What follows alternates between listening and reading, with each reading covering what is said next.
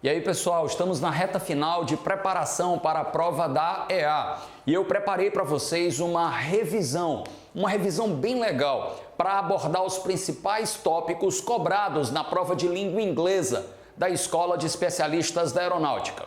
Eu fiz um levantamento quantitativo de quais são os assuntos mais cobrados, mais trabalhados pela banca examinadora da EA, referente, claro, ao nosso idioma, a língua inglesa, tudo bem? Então, em função disso, eu trouxe para vocês o que eu vou chamar de Top 5, ou seja, os 5 conteúdos que você precisa saber, precisa ter domínio quando você for fazer a prova da Escola de Especialistas da Aeronáutica, tudo bem? Então nós vamos aproveitar a oportunidade para trabalhar também outros pontos referentes à língua inglesa que são fundamentais para que você possa fazer uma boa prova. Mais especificamente, eu estou me referindo à interpretação de texto e vocabulário.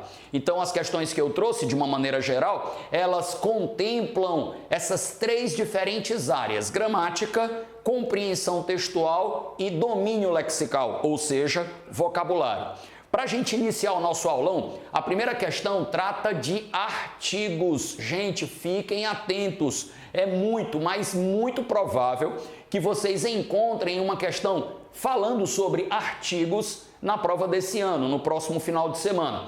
Então, uma observação importante. O que normalmente a EA cobra do candidato em relação aos artigos? Claro, quando a gente fala de artigos, a gente fala especificamente de 3 partículas: o artigo definido the e os 2 artigos indefinidos da língua inglesa, o a e o an. Daniel, eu sei que esses artigos têm muitas aplicações, mas eu te pergunto, quais são as situações mais comuns cobradas em provas da EA? Então, com base na experiência dos últimos 10 anos, de 2008 até 2018, eu posso dizer para vocês que, em geral, o que eles mais cobram em relação à prova da EA, no que tange a artigos, é a aplicação central de cada uma dessas partículas. Então, por favor, preste muita atenção no que eu vou dizer agora.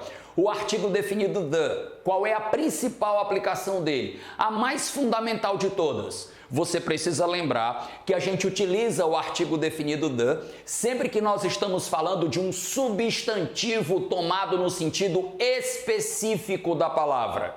Então, muito cuidado, porque na língua inglesa, um mesmo substantivo ele pode ou não vir precedido de um artigo definido.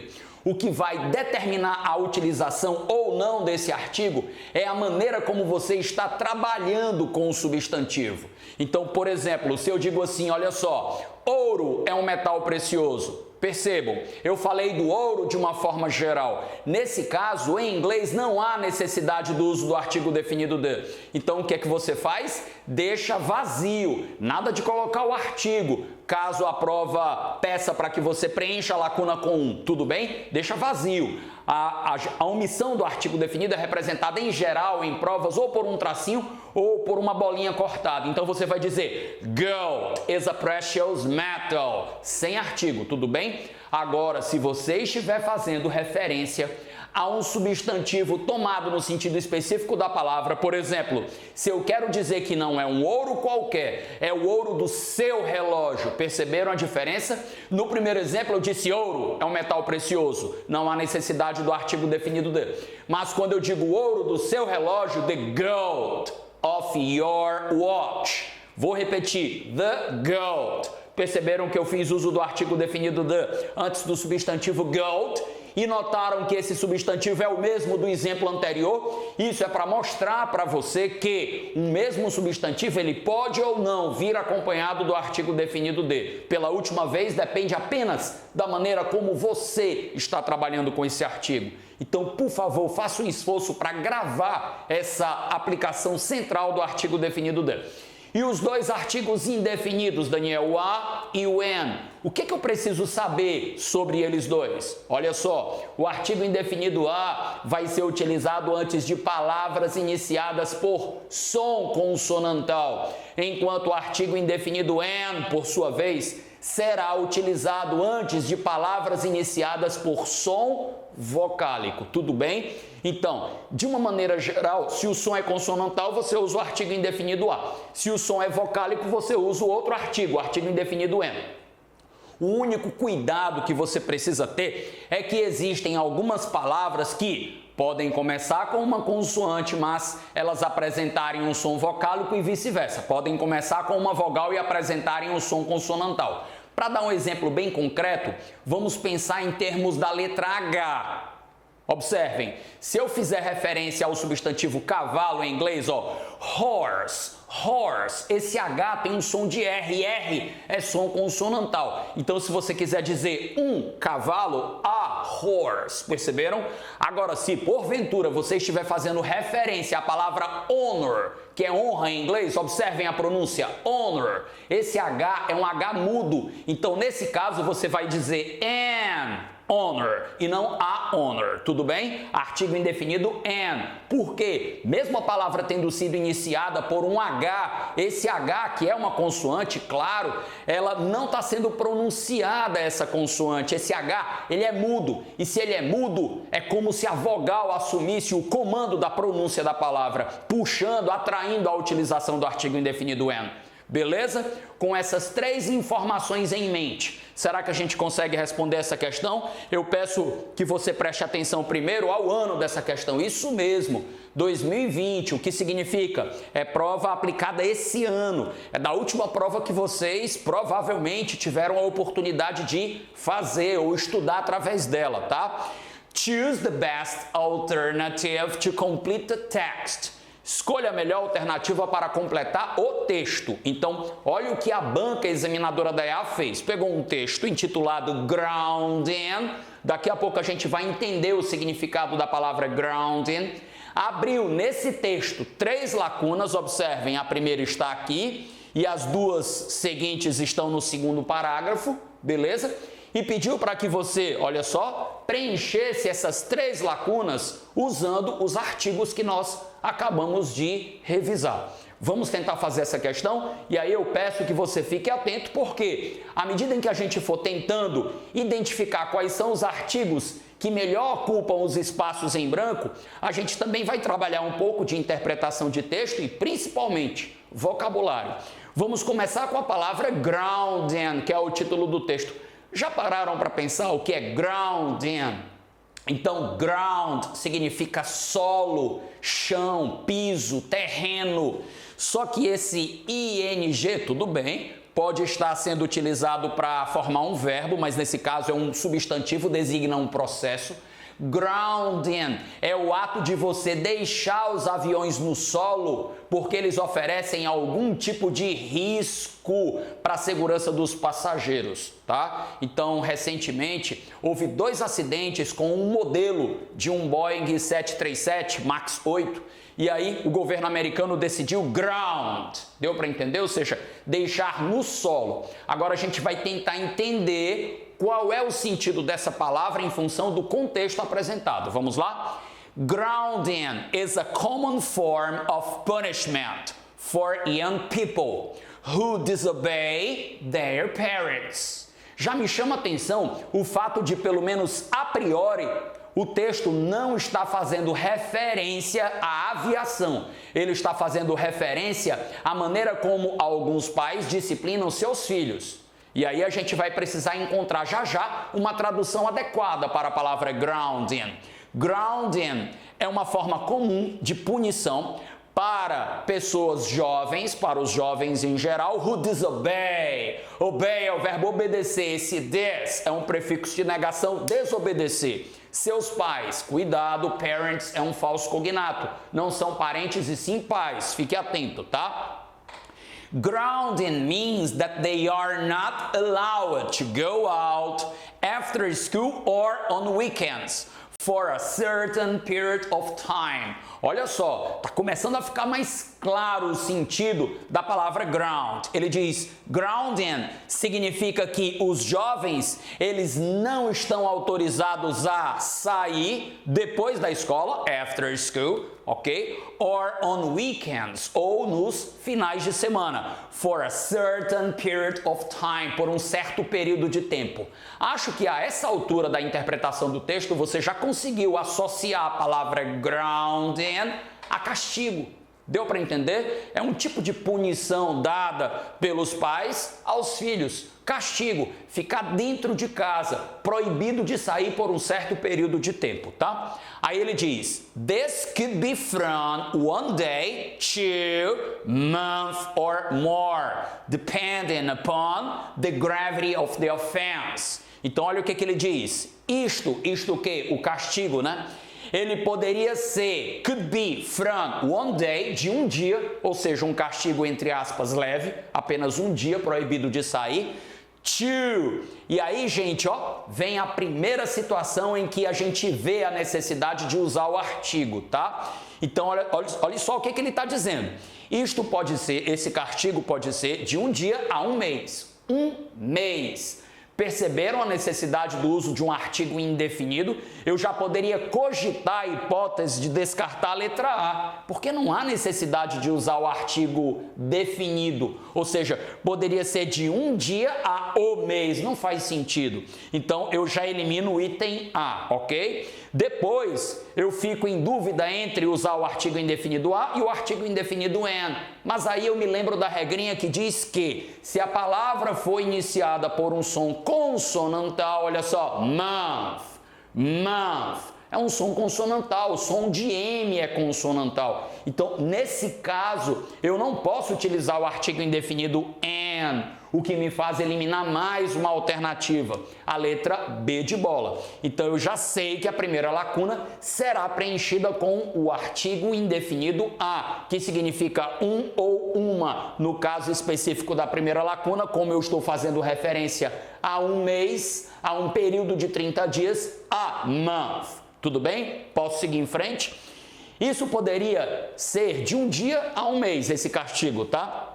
Ou mais, dependendo da gravidade da ofensa, ou seja, dependendo da natureza do ato, digamos, que o jovem cometeu, tá certo?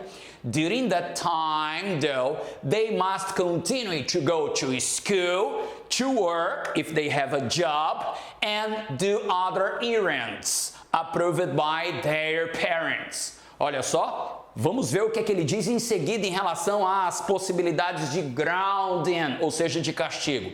Durante esse período, entretanto, gente, though é uma conjunção que significa embora, é uma conjunção de natureza concessiva, porém, quando though é utilizado entre vírgulas, ele muda de sentido, ele passa a ser sinônimo de however, que como você sabe muito bem, significa entretanto. Não sabe? Pois está na hora de você se matricular no curso da Dan Academy, porque a gente trabalha todos os tópicos do nosso edital, um por um, não fica nada de fora. Então, se você não sabe que o though significa entretanto quando vem entre vírgulas, eu sugiro que você se matricule hoje mesmo na Dan Academy, para que você possa usufruir do trabalho que é feito, todo voltado, todo direcionado para o edital dessa instituição.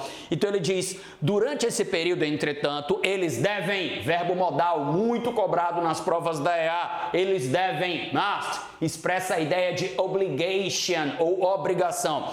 Eles devem continuar a ir à escola, ou seja, eles não estão liberados de suas obrigações acadêmicas, tá?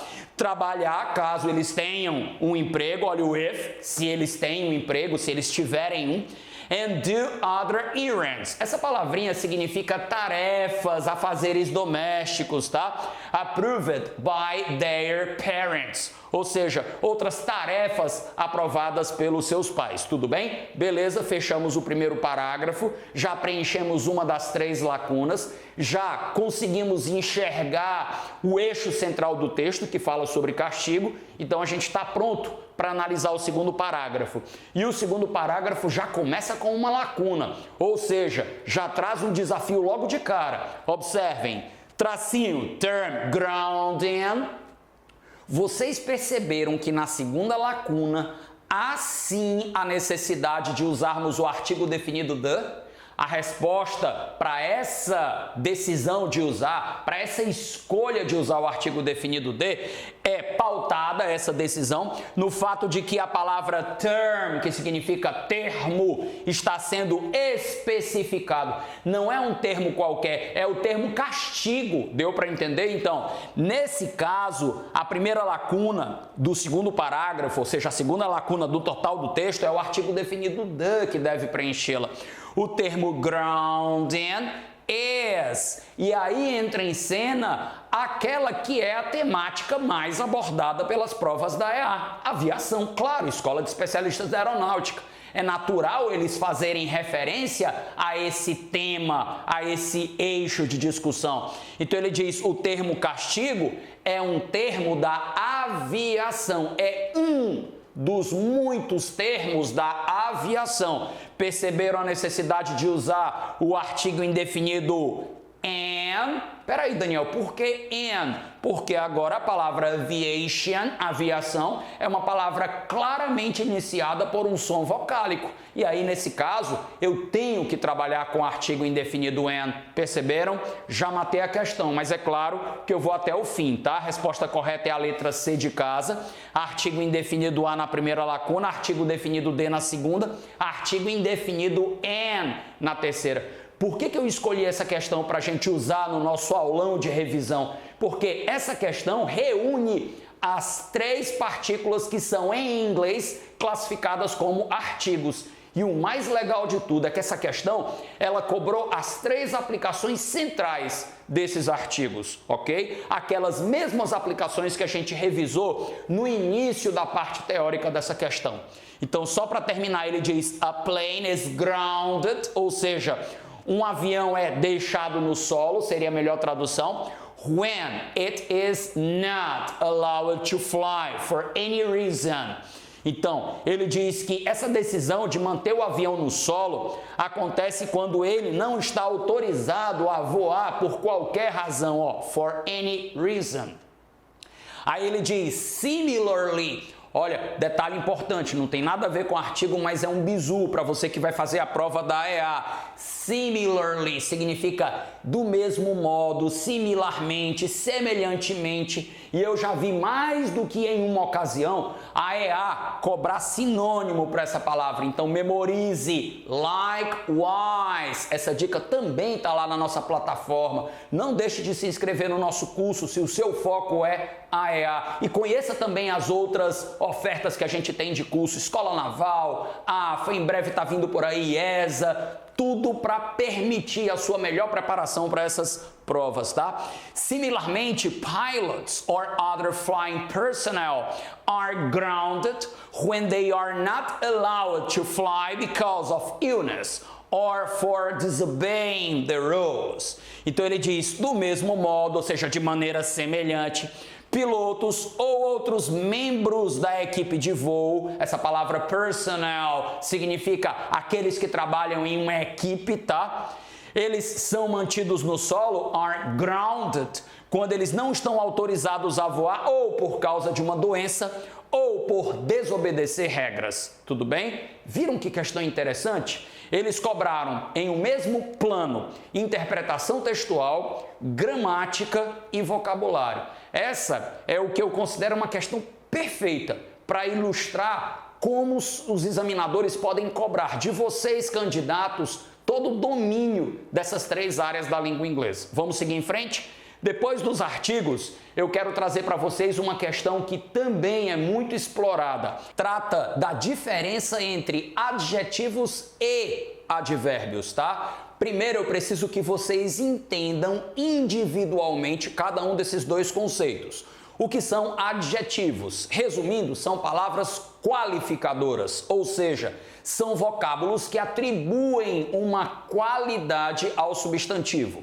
Em inglês, os adjetivos eles podem ocupar duas posições. A primeira, depois dos chamados linking verbs, ou verbos de ligação. Os verbos de ligação são principalmente o verbo to be nas suas mais variadas formas, o verbo look, que é o verbo aparentar, cuidado para não confundir com o verbo olhar, o verbo seem, que é o verbo parecer, o verbo feel, que é o verbo sentir, o verbo taste, que é o verbo saborear no sentido de sentir o gosto de. Então, esses verbos, que são chamados de verbos de ligação, exigem que você, logo depois deles, trabalhe com um adjetivo e não com um advérbio. Para você não esquecer desse bizu, lembra daquela música do James Brown? I feel good. Eu me sinto bem. Na língua portuguesa, a gente usa o advérbio de modo bem. Em inglês, eles usam o adjetivo good. Dá para perceber? I feel good. Por quê? Porque feel é um verbo de ligação. Essa é a primeira das duas posições que um adjetivo pode ocupar no cenário da língua inglesa. Qual seria a segunda posição, Daniel? Essa é até mais fácil, antes de um substantivo.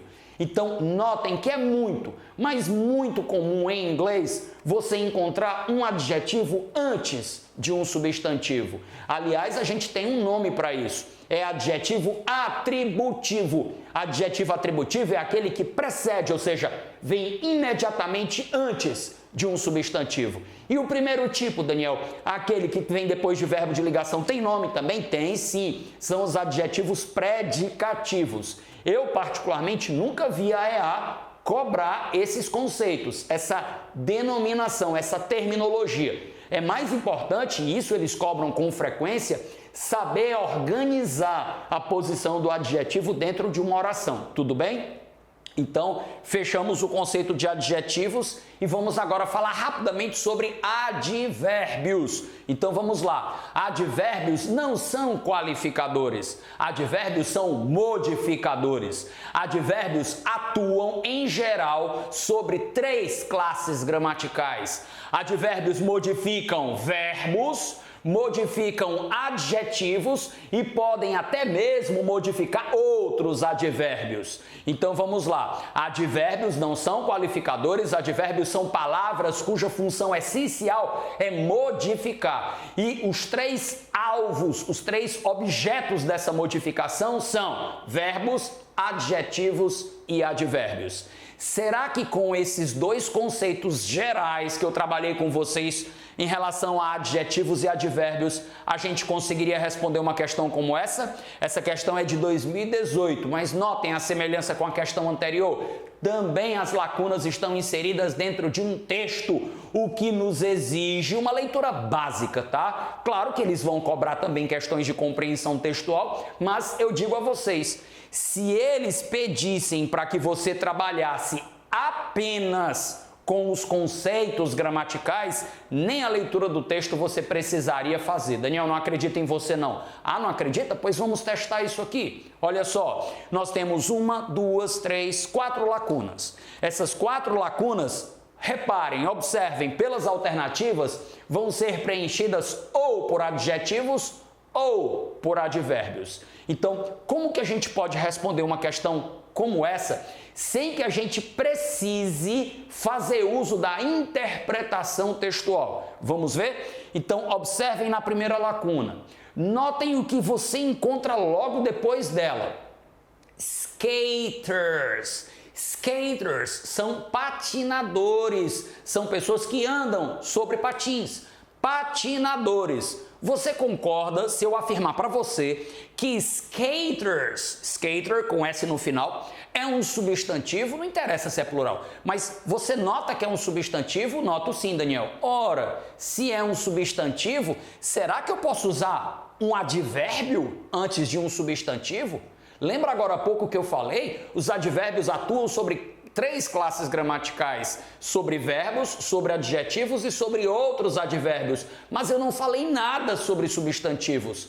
Porém, quando a gente estava discutindo o conceito de adjetivo, eu disse claramente para você o seguinte, que os adjetivos em inglês qualificam substantivos e que eles podem ocupar 2 posições. Quais são as 2 posições que eles podem ocupar? ou eles vêm depois de um verbo de ligação, ou eles vêm antes de um substantivo. E o que nós temos aqui na palavra skaters, se não um substantivo? Então você já deve ter chegado à conclusão que essa primeira lacuna será preenchida com o quê? Com o quê? Isso, com um adjetivo. E aí eu vou revelar um segredo para vocês. Apenas com essa primeira lacuna você já matou a questão. Sério, Daniel? Isso? Observem as três primeiras alternativas. Observem as possibilidades que essas três opções oferecem para o preenchimento da primeira lacuna. Well é um advérbio de modo irregular, deriva do adjetivo good, mas é um advérbio. Badly, olha a terminação ly, mesmo sabendo que nem todas as palavras que terminam com ly são advérbios, a maioria se comporta como tal. Então, badly também é um advérbio.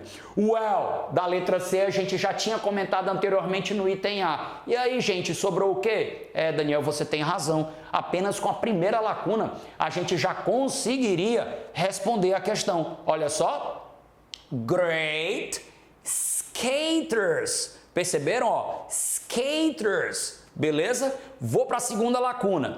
Na segunda lacuna, vamos ver o que é que acontece? Olha só, a lacuna não está antes de um substantivo. Aí você pensa, Daniel, agora eu não posso mais usar adjetivo, não é verdade? Por que não? Vocês se lembram que são duas posições? A primeira, ela já foi devidamente explicada na primeira lacuna, olha só. Você tinha um espaço em branco antes de um substantivo. Agora dá uma olhadinha na segunda lacuna. Tudo bem, não tem substantivo depois, mas olha o que tem antes. Tem looks. Looks, terceira pessoa do singular do simple present, acréscimo do S porque o sujeito da oração é she. Kate Mosley, eu poderia trocar pelo pronome da terceira pessoa do singular do caso reto, ela, she. Então, ó, looks é um verbo de ligação e se é verbo de ligação, atrai o uso de adjetivos.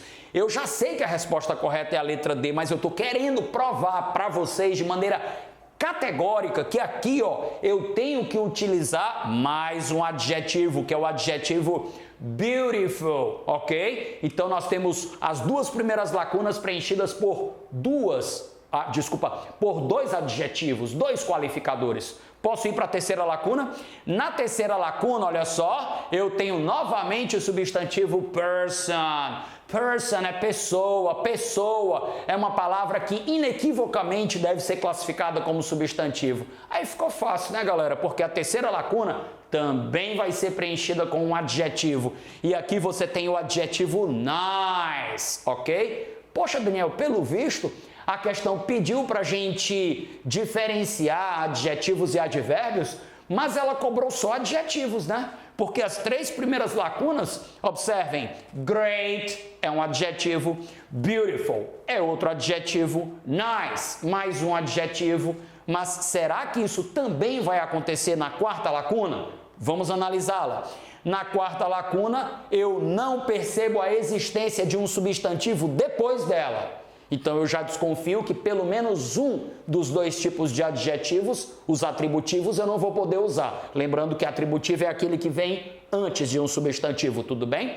Mas será que o verbo que tem antes da lacuna não é um verbo de ligação? Vamos conferir. É o verbo leave. Para quem esqueceu, leave significa sair, abandonar, deixar. Nesse caso, gente, nós não estamos trabalhando com o verbo de ligação. Leave não é verbo de ligação. Ora, se eu não posso usar um adjetivo, eu vou cogitar seriamente a possibilidade de trabalhar com um advérbio, porque eu sei que os advérbios, em geral, eles atuam sobre três classes gramaticais. Eles atuam sobre verbos, e leave é um verbo, sobre adjetivos e também sobre advérbios. Então, morreu a questão. As três primeiras lacunas foram preenchidas por great, beautiful e nice, e a última lacuna tem que ser preenchida por um advérbio. No caso, olha a presença do ly sinalizando a utilização de um advérbio de modo quickly. Quick significa rápido. Quickly, rapidamente. Deu para entender? Perceberam como é possível, sim, a gente responder uma questão como essa sem recorrer em momento algum à interpretação do texto? Claro, eu reforço, eu reitero. Caso eles cobrem uma questão de interpretação, além da questão gramatical que nós acabamos de responder, com certeza você precisará sim recorrer às estratégias de leitura para que você possa compreender as informações trazidas pelo texto, tudo bem? Posso seguir em frente? Vamos agora falar sobre pronomes, um tópico que com certeza vai estar presente na prova que vocês farão no próximo domingo, dia 17, tá? Então, essa questão é da EA de 2020 e diz o seguinte: choose the alternative to have the text completed correctly. Escolha a alternativa para ter o texto completado corretamente. De novo, a mesma dinâmica das duas primeiras questões. Eles te dão um texto, eles abrem lacunas nesse texto e eles pedem que você preencha essas lacunas com determinados tópicos gramaticais, tudo bem? Então, dessa vez, falaremos sobre pronomes. E aí eu peço que vocês lembrem, tá? Que existem muitos tipos diferentes de pronomes na língua inglesa. Nós temos os pronomes pessoais do caso reto, os pronomes pessoais do caso oblíquo, os possessivos, os reflexivos, enfim. Todos eles podem estar mesclados em uma única questão. Vamos ver como foi que a EA trouxe isso para você, candidato? Olha só. All over the world, people give gifts. Por todo o mundo, ou seja, no mundo inteiro, as pessoas dão gifts. Só para lembrar, esse vocábulo significa presentes, tá? Então, as pessoas no mundo todo dão presentes, é natural. But they give different things in different ways. Mas, não esqueçam, conjunção adversativa, elas, quem? As pessoas, dão coisas diferentes de formas diferentes. Então, ele vai trabalhar alguns aspectos culturais que envolvem o ato de oferecer para alguém um presente, tá? In Japan, people often give gifts. No Japão, as pessoas frequentemente, advérbio de frequência, often, não esqueçam, tá? Se eles pedirem a classificação dessa palavrinha, procura a alternativa que tem advérbio de frequência. Ele corresponde, ele equivale na língua portuguesa ao nosso frequentemente, tá? No Japão, in Japan, as pessoas frequentemente dão presentes, but they never open. Mas elas nunca, as pessoas lá no Japão, elas nunca open não é o verbo abrir. A gente precisa lembrar que existe um tipo específico de pronome que é usado sempre depois de um verbo ou depois de uma preposição. Esse pronome ele se chama em inglês object pronoun ou pronome objeto. E corresponderia na língua portuguesa aos pronomes pessoais do caso oblíquo, tá? Favor não confundir com os pronomes pessoais do caso reto. I, you, he, she. Nesse caso você vai trabalhar com me, you, him, her, tudo bem? Então eu pergunto para vocês, essa primeira lacuna não é apropriado usar, tá? Em função da presença de um verbo antes dela, não é apropriado fazer uso de um pronome pessoal oblíquo, ou seja, com função de objeto. Daniel, eu esqueci quais são os pronomes pessoais do caso reto e do caso oblíquo. Tá esperando o quê? Se matricula na Dan Academy. Lá a gente trabalha todos os pronomes da língua inglesa, até mesmo aqueles pronomes que às vezes os editais nem fazem questão de mencionar, mas por desencargo de consciência com o objetivo de preparar melhor para vocês, sempre tenho cuidado de trazer para vocês tudo o que há de mais importante em relação aos conteúdos contidos nos editais dessas instituições. Então aqui a gente vai preencher a lacuna com um pronome oblíquo. Então eu já posso eliminar o item A, porque they remete à terceira pessoa do plural, porém é função do sujeito, tem que estar antes do verbo, claro, porque o sujeito é aquele que executa a ação. Então em inglês, o pronome pessoal do caso reto, ele se posiciona antes do verbo, enquanto o pronome pessoal do caso oblíquo se posiciona depois. Elimina a letra C pela mesma razão e continuam no páreo as letras B de bola e D de dado. Então ele diz, mas elas, as pessoas no Japão, nunca abrem, me permitam um português errado, nunca abrem eles, ou seja, nunca os abrem, deu para entender a função oblíqua? Então, nunca abrem, never open them. Por isso que a gente está cogitando marcar ou a letra B de bola ou a letra D de dado. In front of the giver. Ou seja, as pessoas não abrem os presentes na frente daqueles que deram os presentes, que ele chamou de giver. Uma palavrinha que a gente não tem uma tradução perfeita para a língua portuguesa. In the United States and Canada, a man often gives, girlfriend, flowers on Valentine's Day, February 14th, ok? Então, ó, nos Estados Unidos e no Canadá, um homem frequentemente dá à namorada dele, e aqui você tem o quê? O substantivo girlfriend, namorada. E aí você precisa lembrar que quando a gente quer transmitir a ideia de posse, a gente vai, antes de um substantivo, trabalhar com o adjetivo possessivo. Nesse caso, um adjetivo possessivo que concorde com o substantivo man, porque eu quero dizer que o homem frequentemente dá à namorada dele. Então a gente já sabe que a resposta correta vai ser a letra D de dado. Ei, Daniel, por que você eliminou a letra B de bola? Porque he é pronome pessoal do caso reto e não se encaixa de jeito nenhum nesse contexto. Por quê? Porque a lacuna precede um substantivo no intuito de atribuir uma ideia de posse a ele, tá? Então, um homem frequentemente dá à sua namorada flores no Valentine's Day, que é o equivalente ao Dia dos Namorados. O nosso aqui no Brasil é 12 de junho. O deles não é chamado de o Dia dos Namorados, e sim o Dia de Valentim, que é um santo da Igreja Católica. Tem uma história bem legal por trás disso. E é celebrado dia 14 de fevereiro. Aí ele diz, he sometimes gives her chocolate too. Ele, às vezes, dá a ela chocolates também. Nesse caso, o her está funcionando como pronome oblíquo, ó, depois do verbo gives. Já sabemos que a resposta correta é a letra D de dado, mas, poxa, a gente está tão pertinho de terminar. Vamos analisar as duas outras lacunas. In Korea, older people give new money to children on New Year's Day. Na Coreia, confesso para vocês que eu não sabia disso, pessoas mais velhas, ou seja, os idosos, eles dão dinheiro novo para crianças no dia do ano novo. Deve ser uma maneira de atrair coisas boas para o ano que se inicia. They give it to them for good luck. Olha aí, a análise, né, antecipatória. Eles dão dinheiro a elas, as crianças, por uma questão de good luck, de boa sorte, tá bom? E aí a gente vai para o último parágrafo que contém duas lacunas.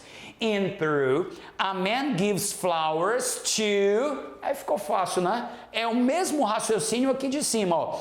No Peru, país da América Latina, um homem dá flores para a namorada dele, ó. His girlfriend. De novo, nós temos um substantivo. De novo, precisamos preencher essa lacuna com um adjetivo possessivo. But he does not give her. Mas ele não dá a ela. Esse her não é possessivo. Se um dia perguntarem para você a classificação gramatical desse her, por ele estar depois do verbo, tá? Então, dizendo, ó, ele não dá a ela flores amarelas, ok? Porque they mean, elas significam as yellow flowers, que a relação acabou. The relationship is finished. Deu para entender? Então, nesse caso aqui, ó, repito, se alguém te perguntar a classificação, é um pronome oblíquo, é um object pronoun. Resposta correta, portanto, letra D de dado. Viram como eles podem misturar os pronomes em um mesmo cenário? Daí a necessidade de você ficar atento em relação a quando usar cada um deles, tá?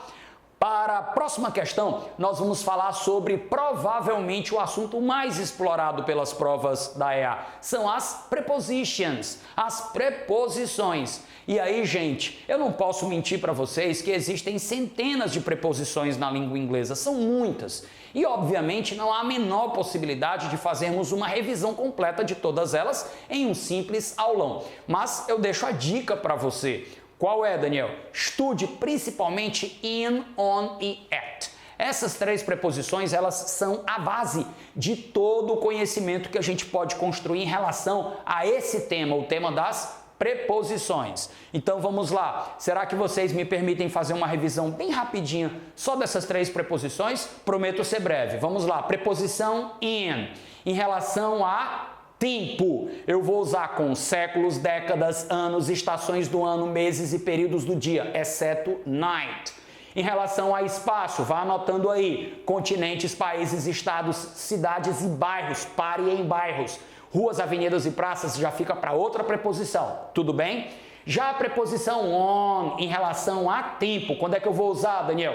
Com dias da semana, dias do mês e datas comemorativas, desde que elas contenham a partícula day. Agora há pouco a gente viu Valentine's Day, por isso que a gente tem que usar a preposição on antes de datas comemorativas que tragam essa partícula.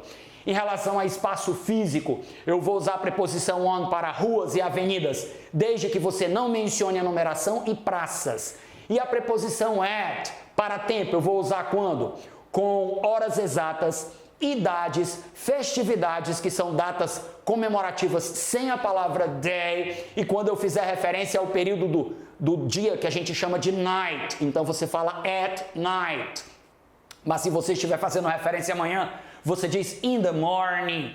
E o at vai ser usado com ruas e avenidas desde que você mencione o número do imóvel e posição específica, que é aquela que você consegue descrever apenas com a preposição at, porque nenhuma outra preposição conhecida dá conta do recado. É o caso de, por exemplo, alguém está esperando por você à porta. Esse a craseado em inglês é at the door. Então essas três preposições, elas são fundamentais.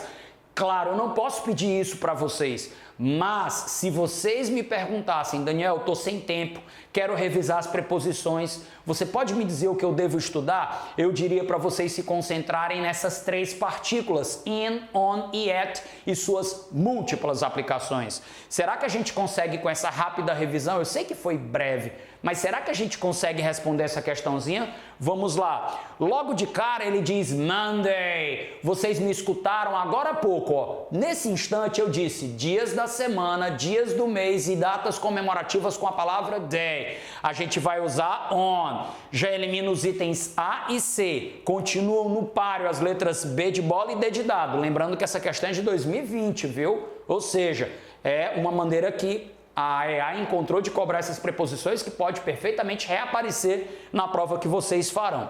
Então ele diz, na segunda-feira, 24 de maio de 1976, vou logo traduzir para a gente ganhar tempo, 2 jatos Concorde, aqueles jatos supersônicos, vocês já devem ter ouvido falar, crossed the Atlantic Ocean, cruzaram o Oceano Atlântico em 3 horas, dentro de 3 horas. Ora, gente, qual é a preposição que está associada a tempo e que transmite a ideia de dentro de 3 horas? É a preposição in. Por isso que a resposta correta já é a letra B de bola. Mas só para a gente checar a terceira preposição, the planes took off, os aviões decolaram, and landed, e aterrizaram ao mesmo tempo, at the same time. Por quê? Porque você está fazendo referência a uma hora exata, at the same time. Então, com isso, a gente encerra a revisão das preposições in, on e at. E a última questão, fechando o nosso aulão de revisão, fala sobre 2 conteúdos que eu vou apresentar associados, que são os tempos verbais e as vozes verbais. Vejam essa questão da EA de 2016. Ele traz para você um fragmento textual, tá? E ele joga o seguinte enunciado: Choose the best alternative that presents the correct verb tense and the voice. Olha aí a palavrinha voice. of the underlined verbs respectively. Então ele diz, escolha a melhor alternativa que apresenta o tempo verbal correto e a voz verbal correta dos verbos sublinhados. Daniel, eu te pergunto mais uma vez, a gente precisa ler o fragmento textual? Claro que não, galera. É uma questão basicamente de identificação de tempo verbal e de voz verbal. Então, qual é o bizu que eu vou deixar para você, para a prova de domingo, tá? Primeiro, estude o tempo verbal, que é o mais cobrado de longe pela prova da EA. Que tempo verbal é esse, Daniel? Os outros são importantes? São, mas você vai dar uma ênfase na sua revisão ao present perfect, ou presente perfeito. Esse tempo verbal, gente, duas coisas que eu preciso que vocês saibam sobre ele. Primeiro, a estrutura dele. Como é que eu configuro? Qual é o layout desse tempo verbal? Eu vou precisar do verbo ter nas suas formas has ou have, lembrando que has é só para a terceira pessoa do singular, mais o verbo no particípio passado, tudo bem? Além disso, eu vou precisar lembrar também as aplicações do presente perfeito. Ele pode ser usado em duas situações básicas. Quais são? Para indicar uma ação que aconteceu no passado e eu não sei quando. Se eu souber, eu uso o simple past. Se eu não souber, eu uso o present perfect, que é esse tempo verbal que nós estamos trabalhando. E também para indicar uma ação que começou no passado e continua no presente. Ou seja, se iniciou lá atrás da linha do tempo, mas não foi interrompida. Se não foi interrompida, continua acontecendo no presente, tá? E em relação a vozes verbais, o que é que eu preciso que vocês saibam, tá? Muito importante. Para você reconhecer, e a EA cobra o tempo todo isso de vocês, o reconhecimento das vozes verbais. Tenta lembrar que voz passiva em inglês é caracterizada por três partículas, tá? Sendo que duas são obrigatórias e a terceira é facultativa. Quais são essas três partículas? O verbo to be, nas suas mais variadas formas, o verbo principal no particípio passado, se for verbo regular, a terminação é de, e facultativamente a preposição by. Daniel, por que o by é facultativo? Porque o examinador pode decidir pela omissão do agente da passiva. Será que com esses bizus a gente consegue responder a questão? Vamos lá. O primeiro trecho sublinhado é have recognized. Você tem o have e tem o verbo principal no particípio passado. Você já fica desconfiado que a resposta correta é a letra A, porque só tem uma única opção que traz como classificação para esse primeiro fragmento o presente perfeito. Beleza, já sei que é a letra A, mas eu não estou satisfeito. Eu quero agora descobrir a voz. Vejam que depois do present perfect ele coloca uma barra e aí ele coloca, ó, active voice. Os elementos da voz passiva estão presentes aqui? Estão não. Não tem o verbo to be, embora tenha o verbo principal no particípio passado. E cadê a preposição by? Inexistente. Então está na active voice.